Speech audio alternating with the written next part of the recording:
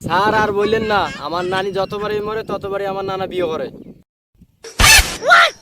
আচ্ছা তুই ফোন দিয়েছিলি কেন?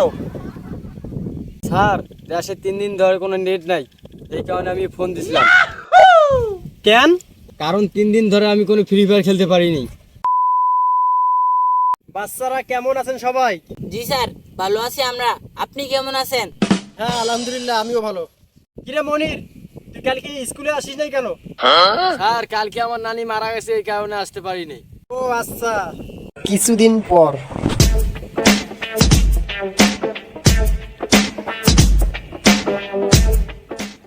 কিরে মনির, তুই গতকাল কি স্কুলে আসিস নাই কেন? আচ্ছা স্যার, আগে স্কুলে বসি।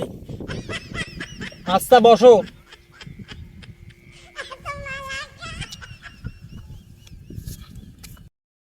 আচ্ছা তুমি বলো তো কালকে কেন স্কুলে আসো নাই? স্যার, কালকে আমার নানি মারা গেছে, এই কারণে আমি আসতে পারিনি।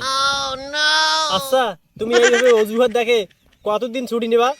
আর একজনকার নানি প্রতিদিনই কি মরে? স্যার আর বললেন না, আমার নানি যতবারই মরে ততবারই আমার নানা বিয়ে করে। মনির বলো তো, আমাদের দেশের সরকার কত সালে জন্মগ্রহণ করেছিল? স্যার, ওটা তো বইয়ে লেখা নাই। এই তো বইয়ে লেখা আছে 1542 আর 1605। ও এটা আমি তো মনে করেছিলাম তার এটা ফোন নাম্বার। তাই তো বলি, এতবার ডায়াল করলাম, রং নাম্বার দেখা কেন? আচ্ছা তুই ফোন দিয়েছিলি কেন? স্যার, দেশে 3 দিন ধরে কোনো নেট নাই, এই কারণে আমি ফোন দিছিলাম। কেন? কারণ 3 দিন ধরে আমি কোনো ফ্রি ফায়ার খেলতে পারিনি। ও তাহলে তোর নানি মারা যায় নাই, তুই ফ্রি ফায়ার খেলার জন্য ছুটি নিয়েছিলি? হ্যাঁ। হ্যাঁ